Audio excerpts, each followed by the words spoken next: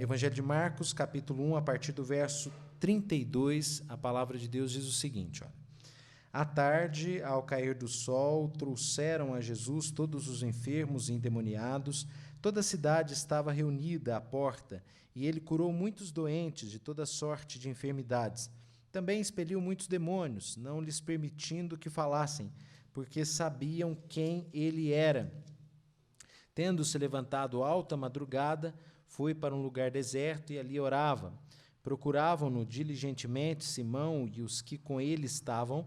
Tendo-o encontrado, lhe disseram: todos te buscam. Jesus, porém, lhes disse: vamos a outros lugares, às povoações vizinhas, a fim de que eu pregue também ali, pois para isso é que eu vim. Então foi por toda a Galiléia, pregando nas sinagogas deles e expelindo os demônios. Amém. Há um tempo atrás, alguns anos atrás, um pregador muito conhecido, um pregador americano da Igreja Batista, ele pronunciou uma frase, né, e eu guardei essa frase, ela ficou meio que registrada. É uma frase forte, que ele fazia uma distinção do evangelho dos evangelhos e do evangelho dos evangélicos. O evangelho dos evangelhos e o evangelho dos evangélicos. Será que existe isso? Será que existe um evangelho dos evangelhos e existe um evangelho dos evangélicos? Eu temo que essa frase ela tenha sentido. E por que eu temo isso? Porque quando nós usamos a classificação evangélicos no contexto da cultura brasileira, nessa classificação nós temos um alcance muito grande, porque igrejas neopentecostais são colocadas junto com igrejas históricas e são colocadas com as igrejas pentecostais, quer dizer, apenas para citar algumas faces do movimento evangélico brasileiro, que você tem as igrejas tradicionais, as igrejas pentecostais, as igrejas neopentecostais, igrejas de terceira onda, enfim, há muitas faces desse evangelho. Então, denominações muito distintas nas suas crenças, na sua doutrina, são colocadas todas no mesmo balaio, e aí nós temos essa categoria, né, evangélicos. Mas quem são os evangélicos? E eu vejo que é necessário, sim, uma distinção, porque, de fato, eu entendo que algumas igrejas evangélicas não têm agido, se comportado, atuado de acordo com o que nós aprendemos no Evangelho. Então, vamos olhar aqui para essa narrativa de Marcos, lembrando que o objetivo dele, desde o começo, lá no versículo 1, é que nós conheçamos os primeiros movimentos, o princípio, os fundamentos do Evangelho de Jesus Cristo, o Filho de Deus. Está lá no verso 1. E a gente vem conhecendo, na verdade, essa narrativa de João Marcos sobre os primeiros momentos do ministério de Jesus, né, que envolveu já o ministério de João Batista, o batismo, a tentação, a presença dele ali na Galiléia pregando já essa boa notícia, o Evangelho de Deus, lembrando que Evangelho é boa notícia, e em seguida a vocação dos discípulos. Semana passada tivemos a oportunidade de aprender um pouquinho mais sobre a presença dele ali na sinagoga judaica, ensinando a palavra de Deus com autoridade, os versos 21 a 28. Hoje pela manhã vimos a presença dele na casa de Pedro, e Marcos tem então o objetivo de que nós conheçamos. Na verdade, no seu contexto, ele escreve esse evangelho para que as pessoas do seu tempo pudessem saber o que Jesus fez, como é que foi o ministério de Jesus, para que eles pudessem identificar em Jesus o Filho de Deus enviado. Então, assim, as narrativas de Marcos têm esse objetivo, e nós aprendemos aspectos singulares da caminhada do Senhor Jesus nos seus passos iniciais do ministério. E hoje, nós nos deparamos aqui com alguns movimentos que se deram ali mesmo, na cidade de Cafarnaum. Veja que nós estamos num dia só, já há 2 domingos. Por que eu digo que estamos num dia só? Porque tudo começa com o ensino de Jesus na sinagoga, ali no verso 21, que é seguido depois pela presença de Jesus na casa de Pedro. Mas é na mesma cidade de Cafarnaum. Imagine que eles passaram grande parte do dia na sinagoga e depois eles vão para a casa de Pedro. Ali vai acontecer a cura da sogra de Pedro, ali eles vão se alimentar. Só que Jesus já tinha feito um milagre em Caná da Galileia, que é narrado pelo evangelista João, quando transformou água em vinho. Jesus já havia exercido, né, a sua autoridade de maneira que despertou um maravilhamento, porque ele ensinava diferente de todos os mestres que os judeus estavam acostumados, ensinava como quem tem autoridade. A gente já viu esse texto, e as pessoas se maravilhavam. Verso 27 aí do capítulo 1, todos se admiraram, não só da autoridade com a qual ele ensinava, diferente do que eles estavam acostumados, dos escribas, está lá no verso 22, maravilhavam-se. Depois, no verso 27, se admiraram. Eles já estavam admirados com Jesus. E aí, imagina, então, quando ele vai e tira uma mulher prostrada em febre da sua prostração e restaura completamente a saúde dela. O que acontece? A pequena vila de Cafarnaum se alvoroça.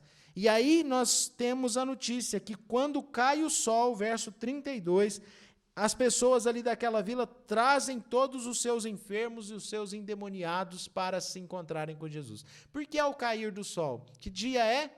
Sábado. Então os judeus jamais fariam isso, né? Trariam doentes, carregariam pessoas para levar até Jesus antes que o sol se pôr, antes do sol se pôr, porque precisava terminar o sábado. Mas aí nós vemos aquele legalismo, aquela religião fria dos judeus que perderam a referência em Deus e colocaram sua referência na lei.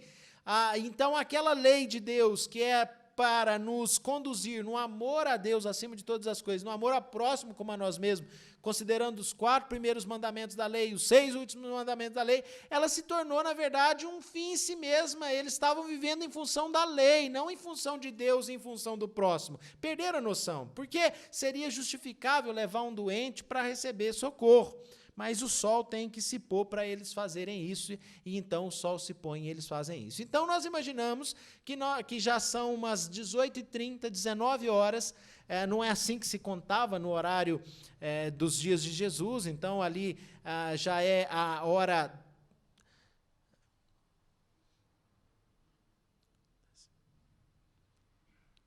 Décima segunda, 13ª, é assim que eles contavam, quer dizer, para nós, 19 horas da noite. Então, chegam ali aquele monte de enfermos, aquele monte de endemoniados, para se encontrarem com o Senhor Jesus. Está aí no verso de número 32. E aí nós vemos um primeiro aspecto do ministério de Jesus, e nós vamos falar sobre a atuação de Jesus ali, pensando em 2 palavrinhas. Eu passo, então, a propor o tema e a ligar ele com aquela questão que eu falei do evangelho dos evangelhos e do evangelho dos evangélicos. Por quê? Vamos lá. O que é o evangelho dos evangelhos? É o que nós temos aqui sobre o ministério de Jesus. O que é o evangelho dos evangélicos? É aquilo que não está de acordo com o evangelho que está na narrativa bíblica e que é transformado, infelizmente, adulterado. E como assim? Em que sentido que nós vamos perceber essas adulterações olhando para o ministério de Jesus? De vários aspectos. Porque assim que esses endemoniados, esses doentes chegam ali, nós vamos descobrir aqui elementos paradoxais e elementos paradigmáticos. Eita, pastor, agora complicou tudo, né? Palavras difíceis, né? Como é que a gente vai lidar? Vamos lá. Quando a gente fala em paradoxo, nós estamos falando de 2 realidades opostas, uma divisão, né? Aqui e aqui. Quando a gente está falando de paradigma, nós estamos falando sobre uma referência. Então, o que é paradoxo? Paradoxo é um evento que acontece, por exemplo, lá em Atos capítulo 2, quando o Espírito Santo desce sobre os discípulos que estão em oração, línguas de fogo são vistas na sua cabeça, eles falam idiomas estranhos à sua própria origem étnica. Isso é um paradoxo, porque nunca mais aconteceu.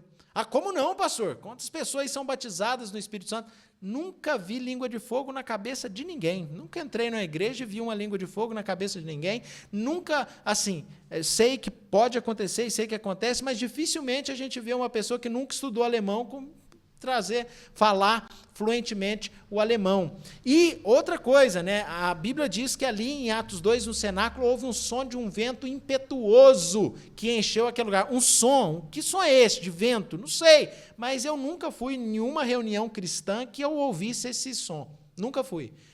O máximo que a gente vê é línguas estranhas, de fato, mas nos moldes de Atos 2, eu nunca presenciei nada. O que é isso? Um paradoxo. Aconteceu uma vez, para apontar o quê? Uma realidade distinta. Ó, daqui para frente é diferente, apontando para nós duas realidades, antes de Pentecostes e depois do Pentecostes. O que significa o Pentecostes? Uma mudança na realidade da vida cristã em que o Espírito Santo passa a estar presente no seio da igreja de uma maneira especial, mas que é marcada por um evento assim, por algo fantástico, por algo especial, por um milagre. E quando a gente olha para o ministério de Jesus, meus irmãos, algumas questões são paradoxais também, que se referem ao ministério específico de Jesus como enviado de Deus. Por exemplo, o quê? Por exemplo, o aspecto de cura e libertação que Cristo exerce. Por quê? Porque Mateus também narra esse texto. Mateus narra no capítulo 8. E Mateus diz que ali, naquela noite, foram curados todos os doentes de todas as enfermidades. Marcos diz aqui no verso 34 que ele curou muitos doentes de toda sorte de enfermidades. Também expeliu muitos demônios, não lhes permitindo que falassem, porque sabiam quem ele era. Então, eu junto as duas narrativas porque Mateus vem nos dizer que era para que se cumprisse as profecias veterotestamentárias. Então, está apresentado para nós, com o auxílio da narrativa paralela, que isso aqui é paradoxal. Quer dizer, essa cura de todos esses doentes é algo que está relacionado a uma marcação de tempo. Veja, o Messias chegou. O que isso tem a ver com a igreja, né, com o evangelho dos evangélicos? Eu chego lá, só um pouquinho de paciência. Mas a gente vê algo muito especial aqui relacionado à pessoa de Jesus como o Messias. Mateus é quem diz, olha, ele fez isso para que se cumprisse as profecias, narrando a mesma história, lá em Cafarnaum. Então, o primeiro aspecto que nos é apresentado aqui do ministério de Jesus nessa vila de Cafarnaum é esse aspecto de cura e de libertação, ok? Está aqui, versos 32 a 34. Mas aí a gente vai ter um segundo aspecto, nos versos 35 a 39. E que aspecto é esse? Veja, pense comigo, esses enfermos e doentes chegaram que horas? Eu falei que era ali 19 horas, mais ou menos. Jesus curou. Veja que na linguagem do evangelista Marcos, ao cair do sol, o que diz o verso 33? Toda a cidade estava reunida à porta. É evidente que aqui é uma figura de linguagem. Não foi a vila de Cafarnaum inteira para a porta da casa de Pedro. Mas com essa figura de linguagem, está querendo dizer que é o quê? É muita gente, é aglomeração. E aí, Jesus ficou até que horas curando essas pessoas? Libertando esses possessos de espíritos malignos. Até que hora que foi essa ação de Jesus ali às portas da casa da sogra de Pedro? Eu não faço ideia, mas quer dizer, 11 horas, meia-noite, 1h da manhã? Quer dizer, é muita gente que está sendo curada, que está sendo... Mateus diz que todos foram curados. Então imagina, que alvoroço. Até hoje, quando se promete cura por aí, quando se promete milagre, se promete muito, convenhamos, é só isso, você liga a televisão, é só isso. As multidões vão lá se acotovelar atrás dessas promessas. Então, quanto mais algo real, não algo apenas prometido. Ah, pastor, você está dizendo que Deus não cura? Não, eu não estou falando isso. Só que o que a gente vê são curas de coisas interiores que a gente não está vendo. A gente não vê curas de câncer, de AIDS. Deus não cura? Deus cura, meus irmãos. Agora, existe algo específico relacionado à pessoa de Jesus, que é a cura de todas as enfermidades. Aqui, gente sem perna chegava e a deformação desaparecia. É desse tipo de cura que eu estou falando. E esse tipo de cura a gente vê por aí? Então a gente tem que ter cuidado com essa questão dos dons de curar, porque aparentemente Jesus e os apóstolos tinham um dom de curar, mas que estava relacionado a uma questão paradoxal, de divisão, apontando para nós uma realidade diferente, que é o quê? O Filho de Deus veio e todos precisam conhecer o Evangelho. Então eles pregavam Jesus, o Messias, o enviado de Deus, que tira o pecado do mundo, que nós devemos crer nele. Mas como é que você prova isso? Como é que eu provo isso? Levanta e anda! É assim. Agora nós não, nós temos aqui a palavra. Nós temos a palavra. Então nós dizemos, Jesus é a esperança para os homens. Mas quem te diz? Está aqui o Evangelho. É diferente daquele contexto. Com isso, eu quero apontar, ou eu quero voltar à questão de paradoxos e paradigmas. Por quê? Porque precisamos olhar para a questão da cura de uma maneira diferente do Evangelho dos evangélicos. Porque eu acho que propagandas têm sido feitas e crenças têm sido desenvolvidas na igreja evangélica que não condiz com uma realidade prática. Onde promessas de cura são feitas, parece que agendas, ou Deus, igrejas apossaram-se da agenda de Deus, porque no dia tal, na hora tal, vai acontecer uma grande concentração de curas, de milagres, e não sei o quê, como se fossem secretários de Deus. Deus, nesse dia aqui, na hora tal, grande concentração disso e daquilo. Será que, na verdade, nós podemos estabelecer para Deus, é nesse dia, nessa hora, é agora e eu determino, ou Deus continua soberano e Ele cura quem quer? Porque à luz da Escritura, eu vejo um Timóteo, lá em 1 Timóteo 5:23, que vivia em constantes enfermidades, e muitas. O texto de 1 Timóteo 5:23, Paulo fala assim para ele, Paulo, apóstolo, diz para o bispo da igreja de Éfeso, um apóstolo conversando com o bispo, olha, não toma água só não, toma um pouquinho de vinho, por causa do seu estômago e por causa das suas frequentes enfermidades. Mas peraí, esse apóstolo aí está diferente do apóstolo da Celso Garcia. Porque o apóstolo da Celso Garcia fala para parar de tomar remédio que vai ser curado, e esse apóstolo aqui, o Paulo, diz, toma remédio direitinho. Porque naquela época não tinha drogaria em cada esquina. Então era aquela saroba mesmo ali, desculpa, saroba é coisa de Minas, é um matinho ali do quintal que fervia e bebia o chá. Então é o remédio que se tem. E Paulo fala para Timóteo, toma um remedinho porque você é doente, meu filho. Mas não era mais fácil falar, Paulo, expulsa essa enfermidade do Timóteo? Não é assim que funciona. A enfermidade pode ser um instrumento precioso de Deus na nossa vida para nos quebrantar, para nos amolecer, para nos levar para mais perto de Deus. Eu vi pessoas que só tiveram comunhão com Deus quando foram quebrantados por uma enfermidade. Então existe sim um evangelho dos evangélicos e existe um evangelho dos evangelhos. E por isso eu vejo nesse texto algo paradoxal. Não podemos pegar ou buscar na figura de Jesus um paradigma nesse aspecto de curas e milagres, porque ali esses milagres acontecem para nos apontar que é Ele mesmo o enviado de Deus. Mas não é só Timóteo, não. O Paulo fala que Epafrodito esteve com ele tão enfermo que quase morreu. Está lá em Filipenses 4,18. Mas, Paulo, por que você não repreendeu essa doença? Porque não é assim. Se Deus quiser curar, Ele cura? Ele cura. Agora, eu vou estabelecer a hora, o jeito, eu vou trazer pessoas aqui para frente e vou falar, agora você vai andar, eu determino que você anda. Eu determino nada. A gente percebe que aquele dom que João, que Pedro, que manifestaram ali quando subiram para orar na hora nona no templo, dizendo para aquele paralítico, levanta e anda. A gente não vê isso dessa maneira, ou pelo menos eu não vejo. Nenhuma pessoa chegar para um paralítico ali e fazer ele andar dessa maneira. O que eu vejo, às vezes, são excessos, exageros que dão mau testemunho.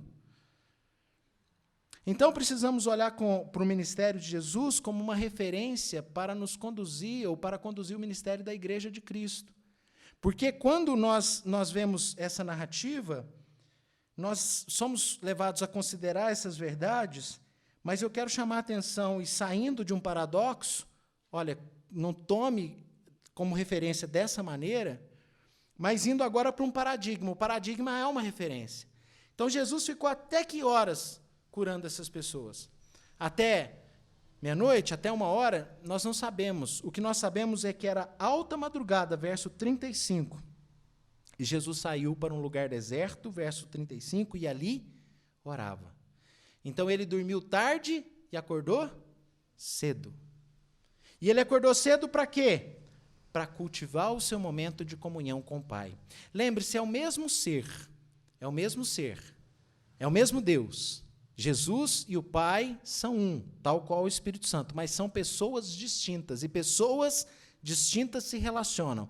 Pastor, eu não entendi, é a mesma pessoa ou não é? Não é a mesma pessoa. Jesus é Jesus, Deus, o Pai é o Pai e o Espírito é o Espírito. Não é a mesma pessoa. Mas não é o mesmo Deus? É o mesmo Deus. A existência é una. No entanto, há nessa una existência 3 pessoas subsistindo. Subsistindo o quê? Debaixo da mesma existência, coexistindo juntas no mesmo ser. Pastor, eu ainda não entendi. Nem eu. Mas como assim, pastor? Uai, eu vou colocar Deus dentro dessa caixinha aqui, que não cabe nada? É querer colocar o oceano na caixinha de fósforo. Deus está muito além da nossa compreensão.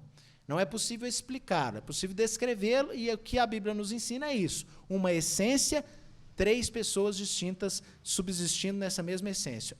O Deus é um só, mas cada um é um. E Jesus, vai cultivar essa comunhão com o Pai, essa relação com o Pai, alta madrugada, ainda escuro, dormiu tarde, atendendo as pessoas, atendendo a demanda em Cafarnaum, mas mesmo assim, acorda cedo e vai orar. E vai estar com o Pai. Veja, foi para um lugar deserto e ali orava.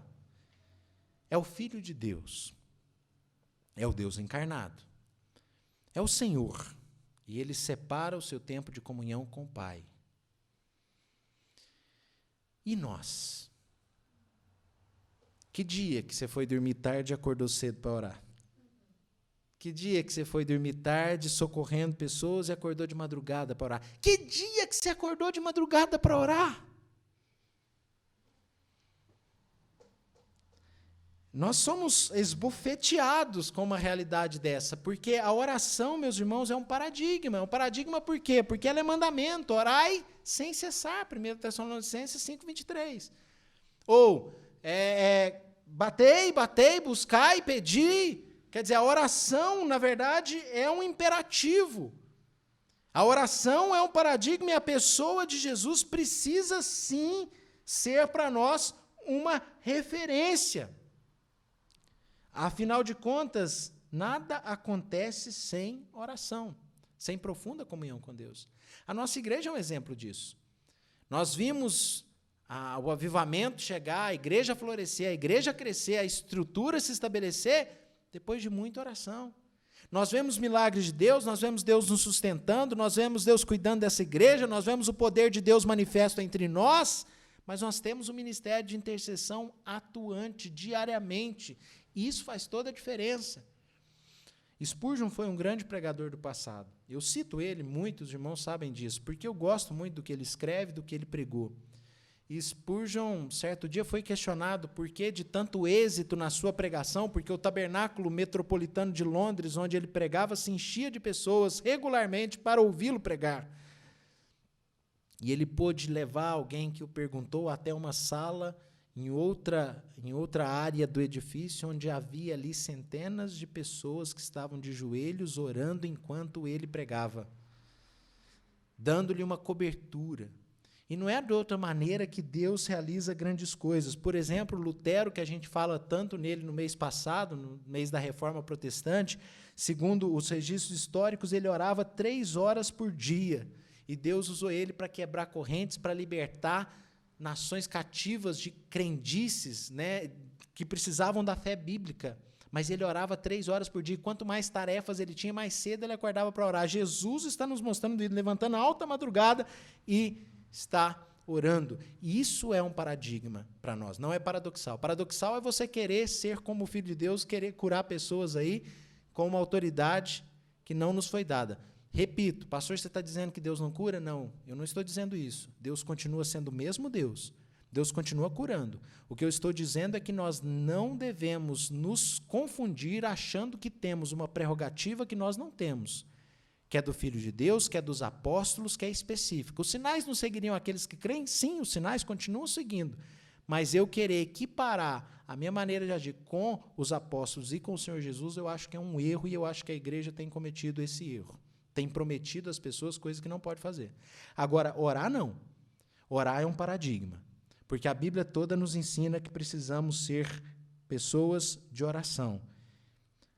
O fundador da nossa igreja não é Calvino.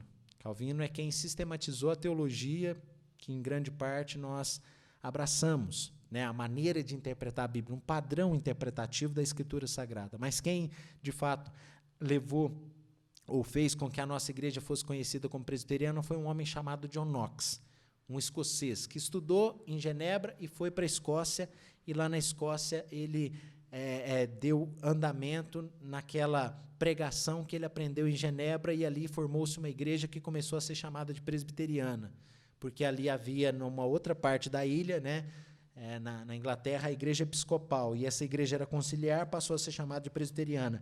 John Knox orava noites inteiras. Noites inteiras. Qual que era a oração dele? Pedindo o país dele para Jesus. No nosso ministério de intercessão, a gente sempre ora pela nossa nação, e a Bíblia diz para nós orarmos pela nossa nação, pelas autoridades investidas.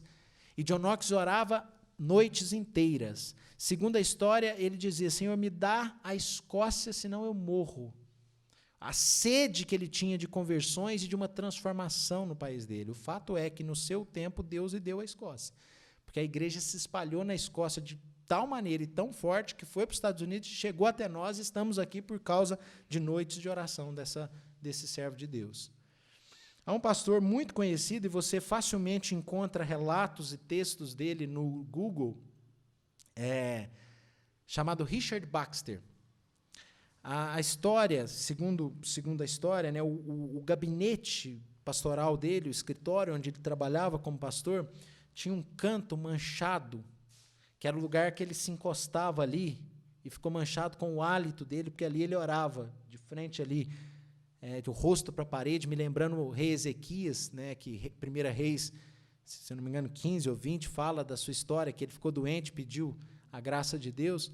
Mas Baxter orava no seu gabinete e, através das orações dele, o país dele foi invadido com um grande avivamento. Assim, John Wesley, que também foi um instrumento de Deus na Inglaterra, resgatou a Inglaterra do paganismo. Jonathan Edwards, que é conhecido como uma figura do avivamento nos Estados Unidos, através desse pastor, os Estados Unidos viveu um profundo e especial avivamento em séculos passados. Oração. E Jesus está aqui em comunhão com o Pai, exercendo o seu ministério. Então, eu diria, meus irmãos, eu olho para essas vidas, finalizando aqui o testemunho de homens de oração com Bramwell. Bramwell é um pastor que orava 6 horas por dia. Segundo os registros históricos, quando ele pregava, pessoas ficavam tão impressionadas, né, que um perguntava para o outro, de onde que ele tira esses tesouros para nos ensinar? E até que alguém um dia falou assim, olha, ele vive tão perto do trono de Deus que Deus conta os segredos para ele e ele conta para nós. Isso é comunhão, é o que Jesus fazia de madrugada. E eu acho que nós, como evangélicos, precisamos nos espelhar no ministério de Jesus. Agora eu volto a dizer, e complementando a primeira parte que eu falei, as curas e libertações que Jesus fazia não são paradigmáticos para nós, são paradoxais porque ele é o Filho de Deus. E o ministério do apóstolo é paradoxal porque eles eram ministros específicos para uma realidade, para um contexto específico. Porque quando eu olho para a vida desses vários homens de oração, todos que eu citei aqui, não que Deus não tenha feito maravilhas através deles, mas não tem nenhum relato deles levantarem um paralítico igual Pedro e Tiago levantavam, o João levantou lá na porta do Templo de Salomão, lá em Atos 3. Então, precisamos ter sabedoria, olhar para o ministério de Jesus com essa sabedoria, buscando uma referência para nós que somos chamados de cristãos. E aqui eu chego no ponto central do ministério de Jesus.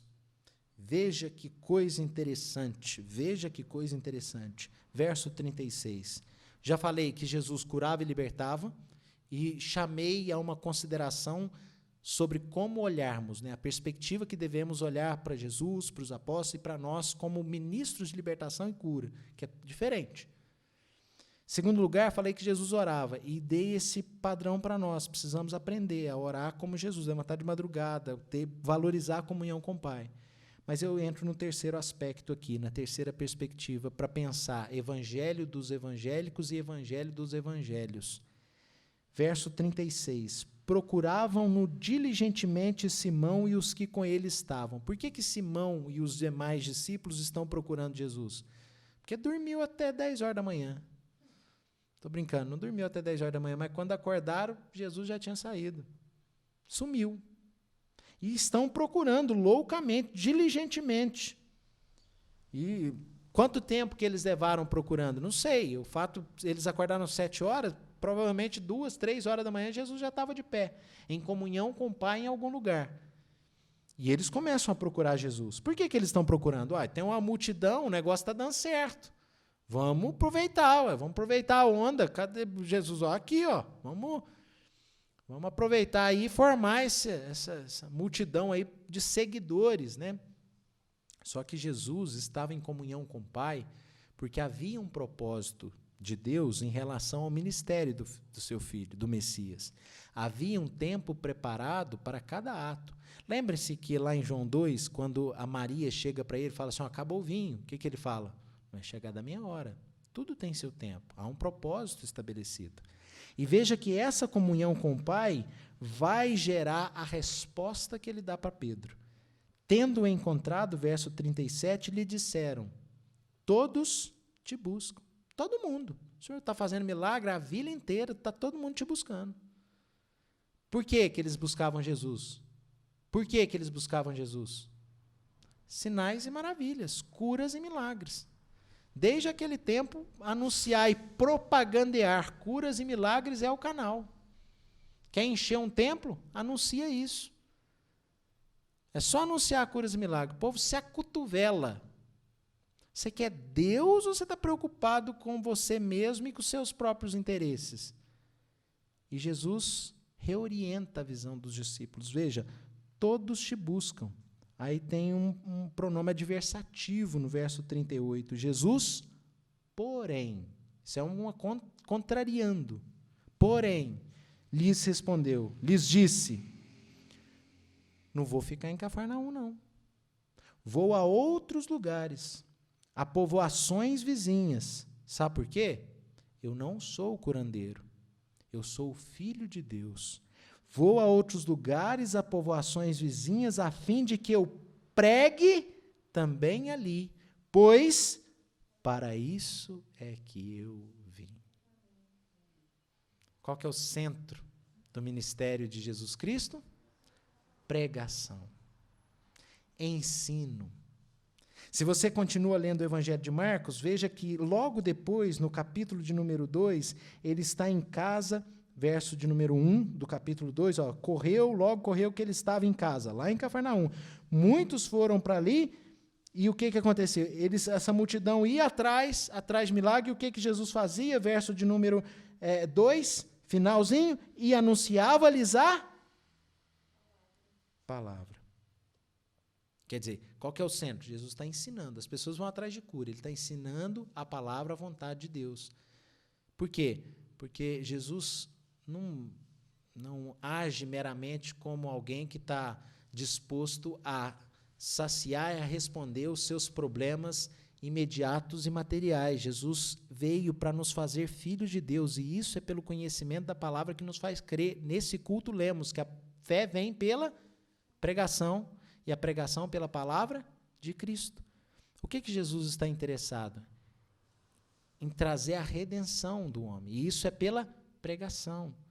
Então, esse evangelho dos evangélicos que só faz propaganda de cura, prosperidade, milagres e testemunho de não sei o que e tal, não condiz com o perfil ministerial do Salvador.